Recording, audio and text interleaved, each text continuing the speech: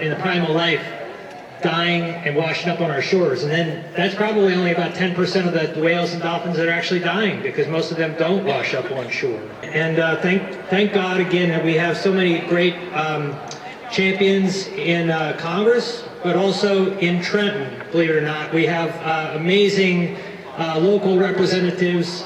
Assemblyman Simonson has joined us. I'd like to invite him up to say a couple of words. Thank you. Thank you. And I don't always dress like this, so excuse me. A long ride from Cape May up here. Listen, we've said it before. I know the congressman, myself, Senator Testa, Assemblyman McClellan, they're at other places. We're all over today, different events. And not only that, but our Assemblyman Guardian, Assemblywoman Swift, and Senator Palestina from Legislative District 2 as well. Dan Klein, host of the Dan Klein Show on WOND Radio. Thanks very much. And the Assemblyman, he passed me on the way up. I came up from 52nd Street, and so I'm running a little bit behind. Folks, I'm not going to take a lot of time. First of all, thanks to everybody for coming out here on Memorial Day weekend. I can tell you firsthand, but I don't even have to tell you. I'm sure everybody here knows you're getting pulled in 15 different directions today. So to be here illustrates how important this is. Ben Franklin, when he was making a decision about something, would put a line on a piece of paper. On one side, he'd say reasons for, and on the other side, ideas against.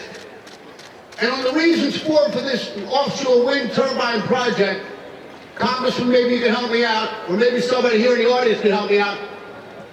I can't come up with any reason for it. Is there any reason to do this? Let me explain to you what I mean. We're going to decimate our offshore eastern seaboard. We're going to decimate our fishing. We could potentially ruin marine life all along the eastern seaboard. The view, by the way, of course, from my perspective, is at the bottom of the list.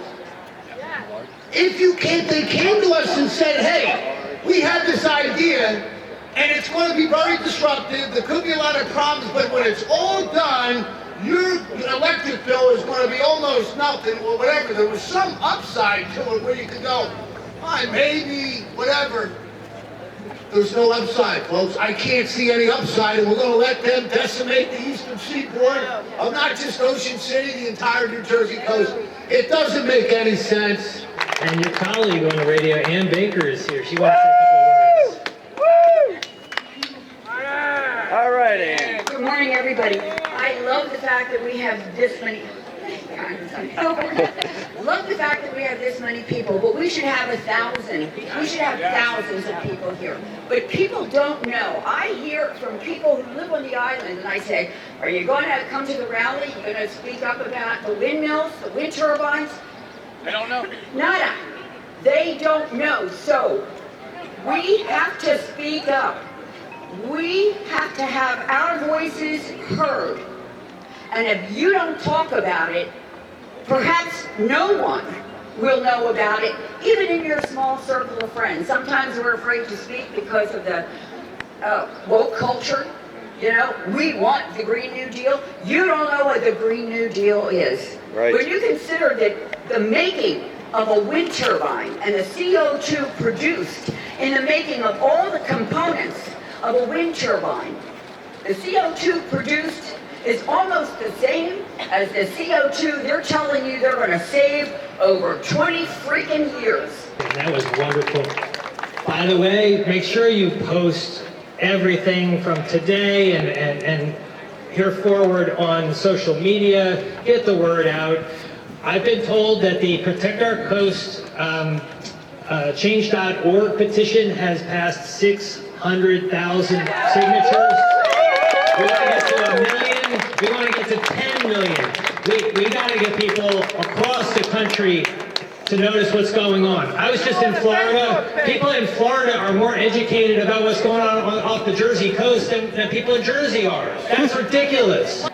The governor took the New Jersey home rule power from our community leaders and gave it to the New Jersey BPU. The Murphy administration overrode local zoning regulations by granting the Board of Public Utilities authority to supersede local government power. All the power is given to the BPU to make decisions for us ratepayers on this project. It's alarming to watch the BPU monthly meetings live on YouTube, determining the direction of the wind turbine projects. As far as I can tell, there are 4 members making and voting on amendments on our We the People behalf with 0 pushback. Public feedback is none during the meetings. These 4 members that we see voting online are backed by the governor. Since when does 4 make a quorum? Unless I'm missing something. This is just one of the heads of the snakes in regards to this project's opposition. This is not talked about, the BPU. These wind turbines we're dealing with are a foreign entity, not our local American utility companies the BPU deals with on a daily basis. Are these turbine companies renegotiating their contracts? Are they going to ask for new subsidies to builders who have won contracts to build offshore wind farms? There's a lot of red flags waiting to be answered by the BPU.